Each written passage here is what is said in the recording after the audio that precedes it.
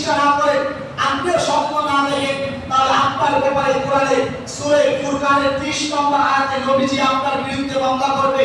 সূরা তাহা 124, 25, 26 নম্বর আয়াতে দুনিয়ার জীবন অশান্তি হবে, আখিরাতের জীবন আপনার জাহান্নামী হবে, অন্ধ হয়ে উঠবে। এই শাস্তিগুলি আপনার দুনিয়াতে এবং আখিরাতে অপেক্ষমান। আজকে বলেন মুসলিম সমাজগুলিতে কি শান্তি নাকি অশান্তি বিরাজ করতেছে? আজকে এই বর্তমান বিশ্বে 30 লক্ষ মুসলমান শরণার্থী হয়ে পৃথিবীর বিভিন্ন দেশে মানবেতর জীবন যাপন করতেছে।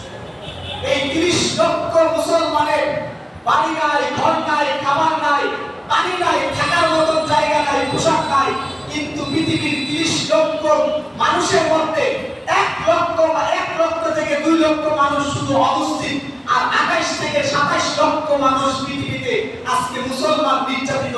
এই নির্যাতন আর নিষ্পেষণ আর অশান্তির একমাত্র কারণ হলো মুসলমান কোরআনের আইনগুলি রাষ্ট্রে সমাজে কোথাও প্রতিষ্ঠা করে নাই।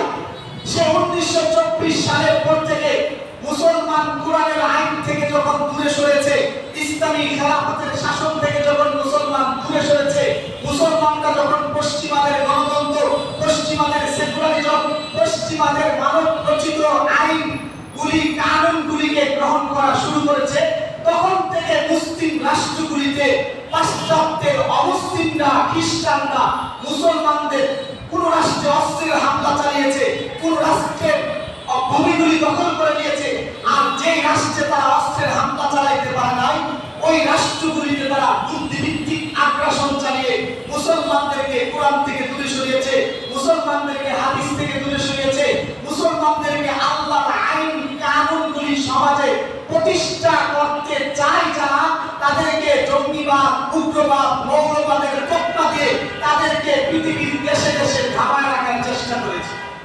এরকম হয় নাই? বলেন আজকে যদি এই আপনাদের খাওয়া বাজারে আপনারা দাঁড়ায় বলেন এই মার্কেটগুলি ইসলামের আইন অনুযায়ী চলতে হবে, মানুষকে এটা মেনে নেবে না মুসলমানদের ঝগড়া লেগে যাবে? এই ঝগড়ার পিছনে কারা কাজ করেছে? এই ঝগড়ার পিছনে আমেরিকা আমাদের দেশে অস্ত্রের হামলা চালাইতে পারে নাই, আমাদেরকে বুদ্ধিভিত্তিক আগ্রাসন চালিয়ে মুসলমানদেরকে দলে দলে বিভক্ত করে মুসলমানদেরকে বিচ্ছিন্ন করে দিয়েছে। যখন ইসলামের কথা আমি বলতে চাই, আমার ভাই আমার বিপক্ষে দাঁড়ায় যায়। কেন দাঁড়ায়? আমার ভাই কোরআন পড়ে নাই, কোরআন শিখে নাই, কোরআন বুঝে নাই, কোরআন আইনগুলি দেখে নাই। এই কারণে আমার ভাই আমার বিপক্ষে দাঁড়িয়ে যায়। দেখেন ইসলামী খেলাফতের যুগে খ্রিস্টানদের সাথে মুসলমানদের কিছু যুদ্ধ হয়েছিল। যে যুদ্ধটা শুরু হয়েছিল একাদশ শতাব্দী থেকে নিয়ে 13দশ শতাব্দী পর্যন্ত, 2 শতাব্দী পর্যন্ত। এই 2 শতাব্দীতে খ্রিস্টানদের সাথে মুসলমানদের 8টি যুদ্ধ হয়েছিল, যে যুদ্ধগুলিকে ইতিহাসে বলা হয় ক্রুসেড যুদ্ধ। কি যুদ্ধ বলে? ক্রুসেড যুদ্ধ, ধর্মযুদ্ধ।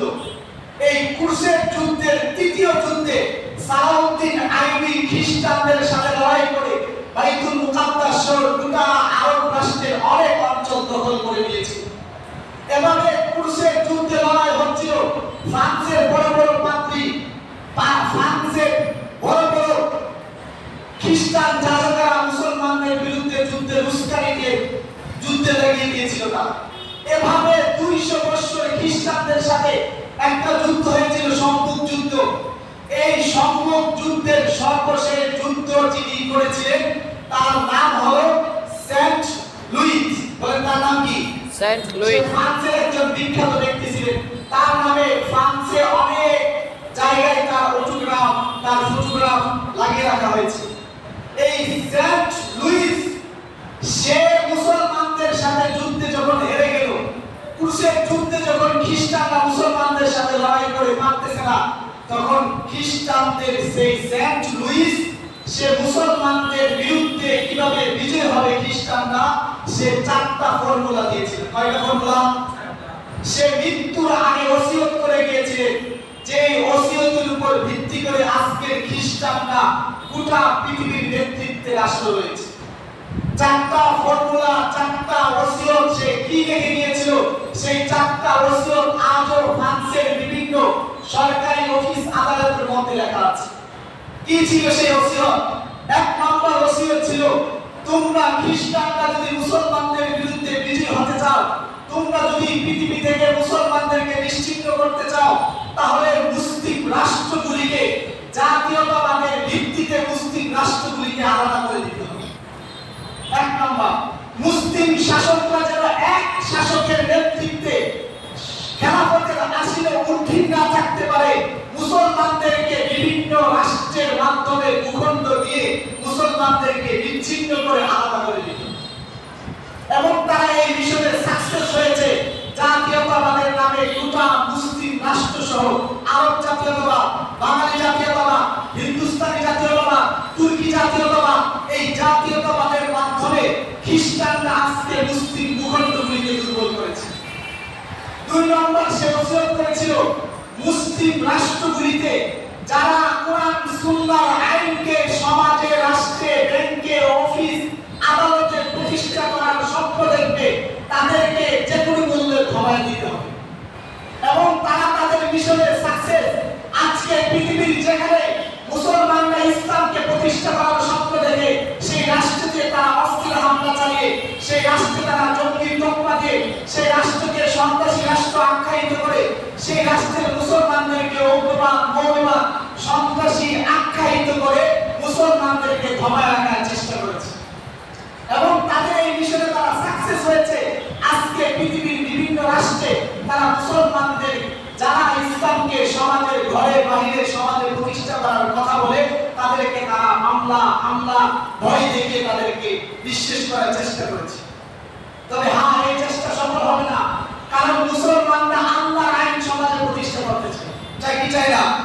মুসলমানরা কোনো মানব রচিত আইন প্রতিষ্ঠা করার কথা বলে না। মুসলমানরা কোনো মানব রচিত শাসন, মানুষের কোনো গোলামির শিকলে মানুষ আবদ্ধ হয়ে যায়, মুসলমান এটা বলে না। মুসলমান বলে আল্লাহর দাসত্বের দিকে তোমরা ফিরে আসো। কোন মানুষের দাসত্বের দিকে না, কোন জাতীয়তাবাদ, কোন গণতন্ত্র, কোন সেকুলারিজম, কোন মানব রচিত আইনের প্রবক্তার গোলামি শিকলে বন্দী করে না।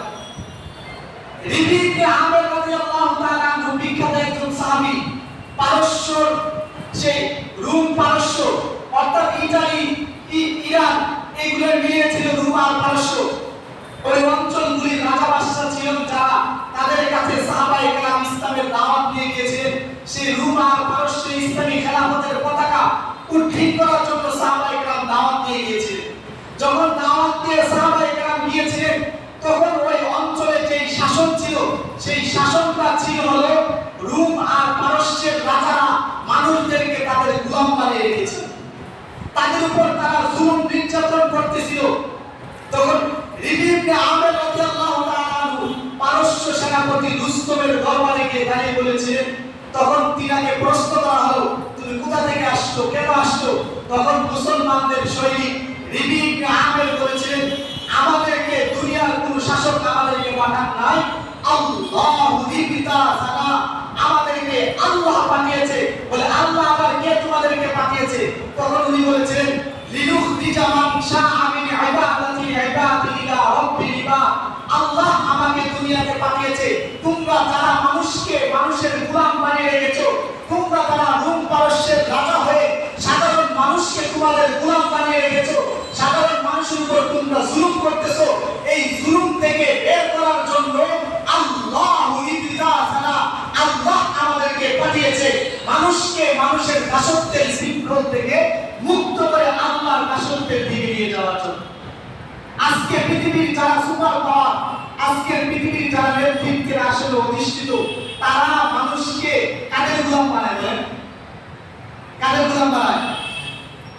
আজকে উপনিবেশের শাসন, ব্রিটিশ শাসন, আরো যত শাসন, আমেরিকার গণতন্ত্র, এই শাসনগুলি মানুষকে কার গোলাম বানাইছে? বলেন কার গোলাম বানায়? মানুষের গোলাম বানায় নাকি আল্লাহর গোলাম বানায়? মানুষের গোলাম বানায়। আব্রাহাম লিঙ্কনের তৈরি করা গণতন্ত্রের 500 ধারা, কত ধারা? এই 500 ধারা সবগুলির মধ্যে, সবগুলি ধারা মানব রচিত ধারা। এই ধারাগুলির মাধ্যমে গোটা বিশ্বে গণতন্ত্রের নামে তারা আমেরিকার গোলাম বানানোর জন্য এই 500 ধারা সব রাষ্ট্রগুলিতে দিয়ে দিয়েছে। বলে আমাদের দেশ শাসন হয় কিসের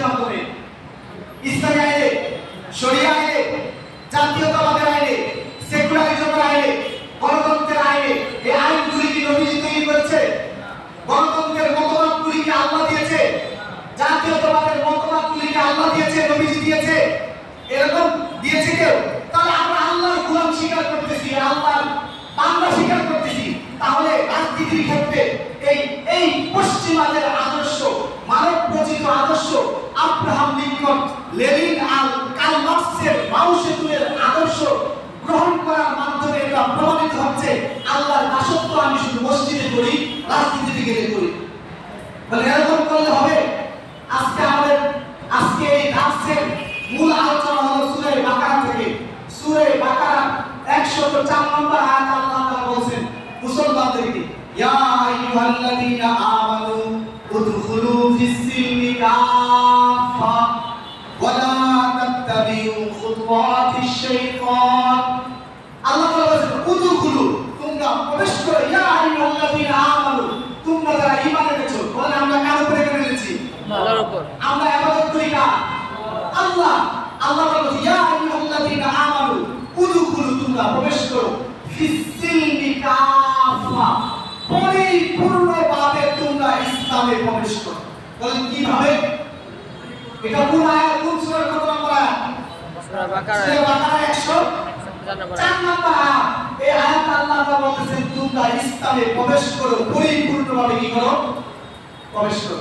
বলে একটা উদাহরণ দিই, মসজিদের দরজা দিয়ে দুই পা ভিতরে দিলে আপনি মসজিদে ঢুকে গিয়েছেন, এরকম না? এখন আপনি মনে করেন একটা পা বাহিরে আরেকটা পা ভিতরে, এদিকে আপনি মসজিদের পরিপূর্ণ ঢুকলেন নাকি বাহিরে রয়ে গেলেন? বাইরে রয়ে গেলেন না?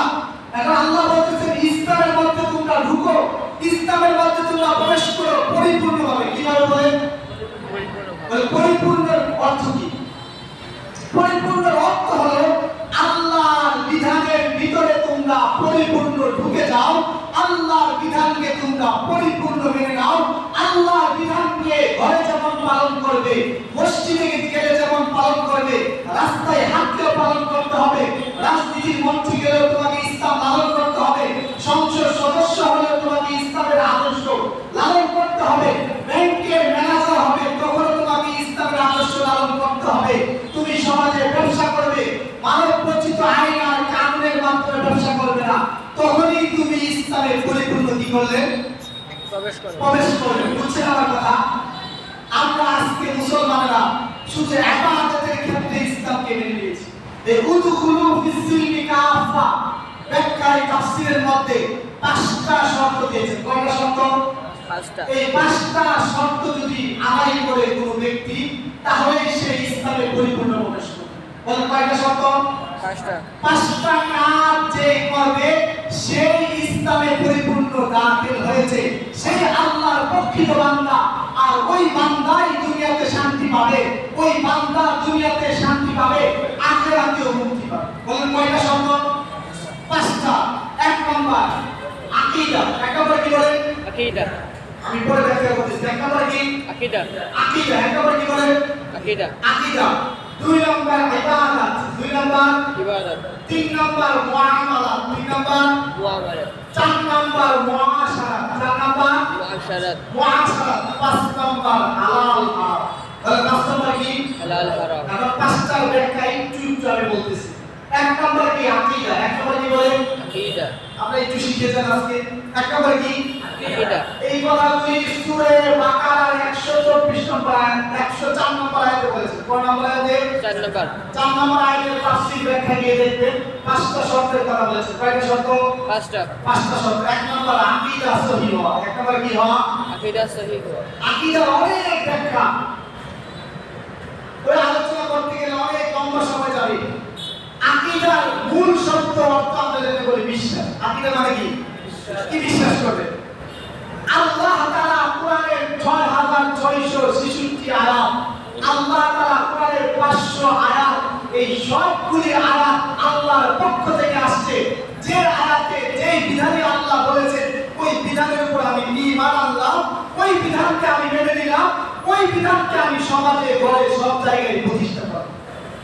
বুঝছেন? আকীদা একটু শব্দ বুঝছেন তো নাকি? জি।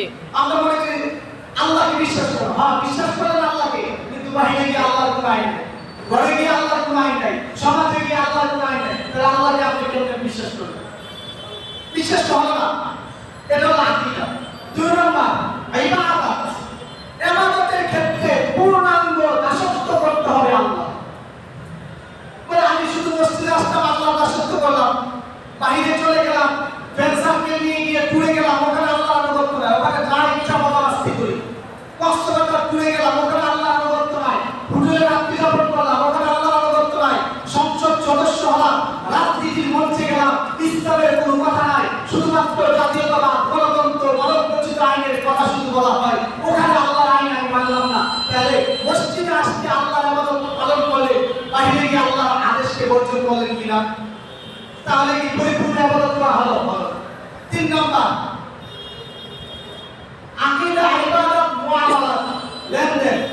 ব্যবসা, আপনি শেয়ার বাজারে ব্যবসা করতেছেন, বাহিরের সাথে ইনপুটের ব্যবসা করতেছেন, বাহিরের সাথে আপনি বড় বড় কোম্পানির সাথে ডিল করতেছেন, আপনি পণ্য আমদানি করতেছেন, রপ্তানি করতেছেন, আপনি বাজারে ব্যবসা করতেছেন। এই ব্যবসার ক্ষেত্রে আল্লাহ তাআলা যে নীতি দিয়েছে, আইন দিয়েছে, কানুন দিয়েছে, ওটাকে তুমি মেনে নাও, তাহলে তোমার মুআমালাতটা যে লেনদেনটা এটা সহি হবে, তবেই তুমি আল্লাহর পরিপূর্ণ গোলাম হবে। 4 নম্বর আল্লাহ তাআলা বলতেছেন আকীদা, ইবাদত, মুআমালাত, মুআশারাত, মানুষের সাথে আচার ব্যবহার। মুআশারাত মানে কি? মানুষের সাথে আচার ব্যবহার। আপনি মানুষকে গালিও দিলেন, ভালো ব্যবহার করলেন, ওয়াদাও দিলেন, ওয়াদা ভঙ্গ করলেন, এরকম না। আল্লাহ তাআলা যেভাবে মুআমালাত করার কথা বলেছেন, মানুষের সাথে আখলাক যেভাবে দেখানোর কথা বলেছেন, মার সাথে কিরকম আখলাক হবে, স্ত্রীর সাথে কিরকম আখলাক হবে, বন্ধুর বউয়ের সাথে কিরকম আখলাক হবে, বন্ধুর বোনের সাথে কিরকম আখলাক হবে, বন্ধুর বাড়িতে আমার কি আখলাক হবে, ব্যবহার হবে, আজকে দুই মুসলমান পালন করে। আজকে দেখা যায় আমাদের পাশ্চাত্যের কালচার অনুযায়ী বন্ধু তার বন্ধুর বউকে নিয়ে নাইট ক্লাবে রাত্রি যাপন করছে। বলে এই সংস্কৃতি ইসলাম পছন্দ করে। হোটেলে গিয়ে আরেক মেয়ের সাথে রাত্রি কাটাচ্ছে, হোটেলে গিয়ে সে মদ খাচ্ছে, আপনি মদের ব্যবসা করতেছে, ইয়াবার ব্যবসা করতেছে, এগুলি কি আল্লাহ বলেছেন? তাহলে আপনি মুসলমান দাবি করতেছে, আবার ইয়াবার ব্যবসা করে, নারী সাপ্লাইয়ের ব্যবসা করে, আপনি কপিটালের ব্যবসা করে, আপনি হোটেলে গিয়ে নাইট ক্লাবে গিয়ে পুল পার্টির নামে ফ্রেন্ড সার্কেল একসাথে মিলে নারী পুরুষ একাকার হয়ে ফ্রি মিক্সিং হয়ে মাসজিদে আড্ডা দিচ্ছেন, ওখানে তো আপনি আল্লাহ আনুগত্য করলেন না, তাহলে আপনি কিসের মুসলমান? আপনি তো ইসলাম পরিপূর্ণ প্রবেশ করলেন না। এজন্য এই আখলাক, ব্যবহার, লেনদেনের ক্ষেত্রে ইসলামের পরিপূর্ণ বিধান পালন করতে হবে। 5 নম্বর হলো হালাল হারাম। কোন খাদ্য আল্লাহ হালাল করেছে, কোন খাদ্য হারাম করেছে, এটার কবিরা করবে। বলে মদ একটু খাওয়ালে বন্ধুদের সাথে মিশে, ভাত একটু খাওয়ালাই মজা লাগছে, একটু খাই, এই কেমন লাগে। আর একটু আজকে হোটেলে গিয়ে আজকে গিয়ে নাইট ক্লাবে একটু পার্টি করে আসে, একটু মদ খাই, একটু যে খাইলেন আপনি তো আল্লাহর আনুগত্য পরিপূর্ণ করলেন। তাহলে আপনার তো ইসলামের খেলা হবে কি কাজ হবে? আপনি কিভাবে ইসলাম প্রতিষ্ঠা করবেন? এজন্য এই 5টা শর্ত যারা পালন করবে তারা ইসলামের পরিপূর্ণ প্রবেশ করবে। আর কেউ যদি ইসলামের পরিপূর্ণ প্রবেশ না করা ছাড়া শুধুমাত্র ইবাদত করতেছে খানকায় সারাদিন জিকির করতেছে তাসবিহ টুপি নিয়ে সারাদিন আল্লাহ আল্লাহ জিকির করতেছে, সমাজের আল্লাহর আইন মানুষ বিদায় করে দিচ্ছে, রাষ্ট্র থেকে আল্লাহর আইন বিদায় করে দিচ্ছে, মসজিদে সারাদিন জিকির তাসবিহ আর আল্লাহ শুধু ইবাদতের মধ্যে জীবন কাটায় দিচ্ছে। হালাল হারাম, আইন কানুন, আল্লাহর বিধান সমাজে ঘরে বাহিরে রাষ্ট্রে প্রতিষ্ঠা করার স্বপ্ন আপনি দেখলেন না। আপনার মতো মুসলমান পরিপূর্ণ মুসলমান না। আপনি বলেন সমাজের অবস্থা ভালো না, এই মুহূর্তে যদি আমি ইসলামী খেলাফতের কথা বলি, ইসলামী শরিয়ার কথা বলি, কোরআনের আইন প্রতিষ্ঠা করার কথা বলি, আমার তো হাদিয়াতুল আসা বন্ধ হয়ে যাবে। আমাকে তো মানুষ সমাজ মাহফিলে আর দাওয়াত দিবে না, আমাকে তো আর মানুষ সমাজের মধ্যে মামলা হামলা, জঙ্গিবাদ, উগ্রবাদ, মৌলবাদ এই তৎপর লাগে আমাকে সমাজ থেকে বাইর করে দিবে। এর চেয়ে আমি জিকির করি, আজকাল করি, ইবাদত বন্দেগী করি, এরা যা মঞ্চা সমাজে যেমন মঞ্চে এমনি চালা, আমার কোনো সমস্যা বলে। আজকে সমাজে এরকম হয়েছে কিনা? আজকে পুল পার্টি হচ্ছে, নাইট ক্লাব প্রতিষ্ঠা হচ্ছে, ব্রাহ্মণবাড়িয়া শহরে পতিতালয় হচ্ছে, এগুলো নিয়ে কার মাথা ব্যথা? ওই সমস্যা আমি ভালো আছি জিকির করতে। এই বছর মাদকের সাপ্লাই হচ্ছে, ইয়াবার সাপ্লাই হচ্ছে, মাদকের লাইসেন্স দেওয়া হচ্ছে, এগুলো আল্লাহর আইনকে তারা বাতিল করতেছে। আপনার কোনো সমস্যা নেই, আপনি বসে আছেন, এটা হবে? বলে আপনি এগুলো নিয়ে কোনো চিন্তাই নেই। বলে আল্লাহ বলছে নামাজ পড়তে, নামাজ পড়তে, আরে শুধু নামাজের কথা বলছে?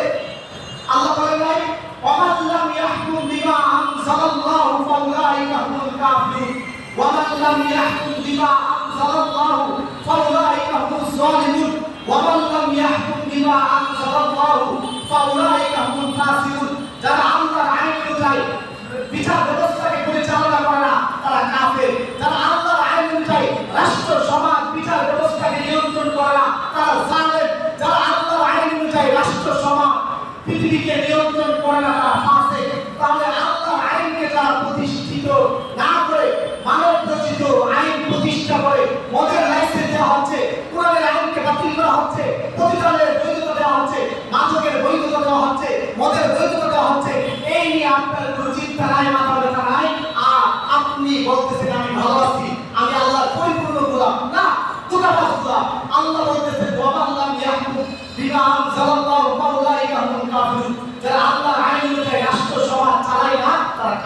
তারা জালেম, তারা ফাসিক।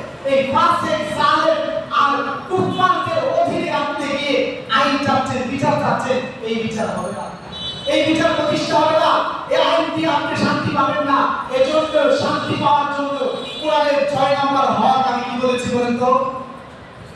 বলেন 6 নম্বর হক কি বলেছি? ভুলে গেছেন আপনারা? শুধু মসজিদে ইসলাম লালন করলে হবে, শুধু ওয়াজ মাহফিলে ইসলাম লালন করলে হবে? রাজনীতির মঞ্চে যখন 7 লক্ষ 10 লক্ষ মানুষ জনসভায় সমাগম হয়, তখন কোন মতবাদ প্রতিষ্ঠা করার কথা বলা হয়? বলেন কোন মতবাদ প্রতিষ্ঠা করার কথা বলা হয়? এই যে নির্বাচন উপলক্ষে জনসভা হচ্ছে, এই জনসভার মধ্যে কিসের গুঞ্জা হচ্ছে, কার আইন প্রতিষ্ঠা করার কথা বলা হচ্ছে? এই রাজনীতির যতগুলি দল আছে, কোন দলকে এই কথা বলেছে আমি ক্ষমতায় গেলে কোরআন সুন্নাহ আইন প্রতিষ্ঠা করব, এই কথা বলেছে?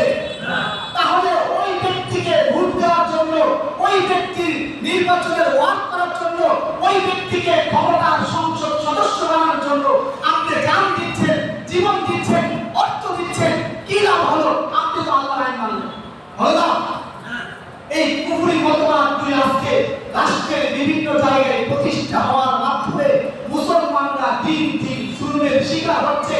একটা সময় এমন হবে মুসলমানদের 30 লক্ষ মুসলমানদেরকে যেমন পৃথিবীর বিভিন্ন রাষ্ট্র থেকে আক্রমণ চালিয়ে শেষ করেছে, স্পেনের 770 বছরের শাসনকে বিলুপ্ত করে স্পেনের মসজিদগুলি যেমন গির্জা বানানো হয়েছে, স্পেনের মাদ্রাসাগুলিকে যেমন মদের আড্ডাখানা বানানো হয়েছে, অচিরেই এই ভূখণ্ডগুলিতে যারা ইসলামের আইন প্রতিষ্ঠা করার কথা বলতেছে না, যারা ইসলামের বিপক্ষে অবস্থান করতেছে, তাদেরকে সাপোর্ট দিয়ে ক্ষমতায় নিচ্ছে, আর ক্ষমতার আসীনে বসে তারা মদের লাইসেন্স দিচ্ছে, পতিতালয়ের বৈধতা দিচ্ছে, ফিলিপিন্সের বৈধতা দিচ্ছে, আর বিভিন্ন কুল পার্টির বৈধতা দিচ্ছে।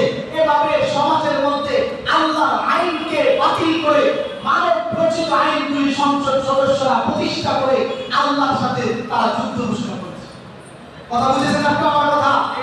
আপনি বেশি বুঝেন না আমার কথা? সহজ বাংলা, যাকে আপনি সংসদ সদস্য বানিয়েছেন, মনে করেন আপনারা 18 আসন থেকে কাউকে বানিয়েছেন, ওই সংসদ সদস্য কি আল্লাহর আইনকে সমাজে প্রতিষ্ঠা করবে?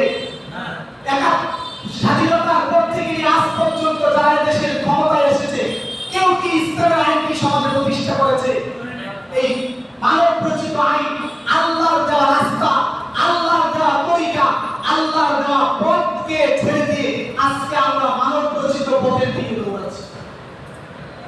এটাও আল্লাহ তাআলা সূরা ইউনূসের 104 নম্বর আয়াতে বলেছেন, আল্লাহ তাআলা নবীজিকে বলেছেন, কুল, হে নবী আপনি বলবেন, হাদিহি সাবিলি, এটা আমার রাস্তা। বলে কোনটা আপনার রাস্তা? আদু ইলাল্লাহ, মানুষকে আল্লাহর দিকে ডাকা, আল্লাহর আইনের দিকে নিয়ে আসা, মানুষকে আল্লাহর শাসনের দিকে নিয়ে আসা, আল্লাহর কানুন ও মুসলিম সমাজে প্রতিষ্ঠা করা। আনা ওয়া মান ইত্তাবানি, আমার কাজ, ওয়া মান ইত্তাবানি, ওয়া মান ইত্তাবানি, এবং আমার অনুসরণ যে করবে তারও সেই কাজ, আল্লাহর আইনের দিকে মানুষকে নিয়ে আসা। যারা আল্লাহর আইন প্রতিষ্ঠা করবে তাদেরকে ক্ষমতায় বসানো, যারা আল্লাহর আইন প্রতিষ্ঠা করবে না তাদের অনুসরণ করা যাবে না, তাদের উপাদানকে অনুসরণ করা যাবে না, তাদের পথে হাঁটা যাবে। আল্লাহ রাসূল যেই তরিকা দিয়েছেন, ইসলামী শরীয়তের যে কানুন আল্লাহ দিয়েছেন, এই কানুন আর শরীয়তের বাইরে গিয়ে আপনি যেই কানুনের দিকে দৌড়ান না কেন, চাই সে আব্রাহাম লিঙ্কন বিশাল বড় দার্শনিক তার আইন হোক, চাই শেখ মুজিববাদ হোক, চাই সেটা জিয়াউর রহমানের জাতীয়তাবাদ হোক, চাই সেটা লেনিনের মাও সেতুনের সমাজবাদ হোক, চাই সেটা আব্রাহাম লিঙ্কনের গণতন্ত্র হোক, এই প্রত্যেকটা ব্যক্তি যারা কি আল্লাহর দাসত্বের গোলাম নাকি আল্লাহর আইনের বিপক্ষে তার অবস্থান নিয়ে আইন তৈরি করেছে। আল্লাহ বলতেছেন আব্রাহাম লিঙ্কন খ্রিস্টান যে ব্যক্তি আইন তৈরি করেছে, সে কি কোরআনের আইন তৈরি করেছে? অবশ্যই না। ব্রিটিশ দেশে 200 বছর শাসন করেছে, ব্রিটিশ প্রবর্তিত আইনের মাধ্যমে আজও আমাদের দেশের আইনগুলি পরিচালিত হচ্ছে। এই ব্রিটিশ প্রবর্তিত আইনগুলি কি কোরআন আর সুন্নাহর আইন? বলে সুন্নাহর আইন। তাহলে যারা আইনমন্ত্রী হবে, ওই আইনমন্ত্রীকে ভোট দিয়ে আপনি আইনমন্ত্রী বানাচ্ছেন, ওই আইনমন্ত্রী কি কোরআনের আইন প্রতিষ্ঠা করবে? তাহলে যেই মন্ত্রী, যে আল্লাহর বান্দা, যে আল্লাহর গোলাম, আল্লাহর আইনকে সমাজে প্রতিষ্ঠা করবে, ওই গোলাম, ওই ব্যক্তির অনুসরণ করতে হবে।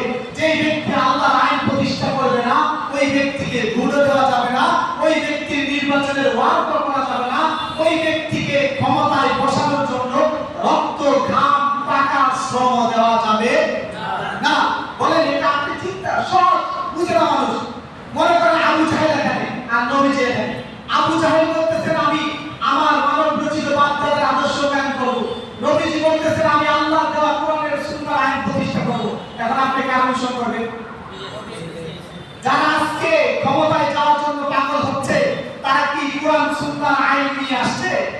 কোরআনের বিচার ব্যবস্থা কি আছে এটা ইশতেহার নিয়ে আসছে?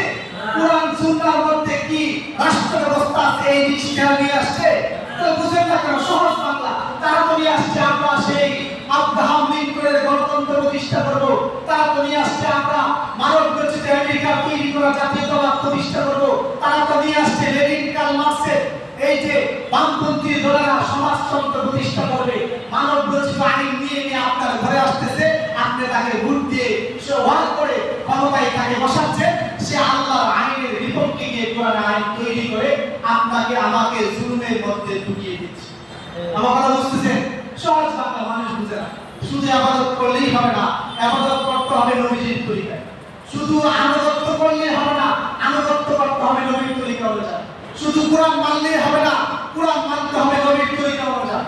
শুধু রাজনীতি করলেই হবে না, রাজনীতি করতে হবে রাসূলের তরিকা অনুযায়ী। বল রাসূলের তরিকা কি? এখন এক মসজিদে সব আলোচনা করা যায় না। ইসলামের আইন কি এই নিয়ে বিস্তার আলোচনা, পাশ্চাত্যের পশ্চিমাদের আইন কি, ব্রিটিশ প্রবর্তিত আইন কি, এগুলি নিয়ে বিস্তারিত আলোচনা করলে আপনি বিষয়টা বুঝেন। আপনি আল্লাহর রাষ্ট্রের শাসন ব্যবস্থা কি হবে, পশ্চিমা মানব রচিত আইনের শাসন ব্যবস্থা কি হবে, এগুলো পার্থক্য তৈরি করে মানুষকে বুঝাতে হবে। বুঝাইলে মানুষ বুঝবে, তখনই মানুষ ইসলামী শাসন চায়।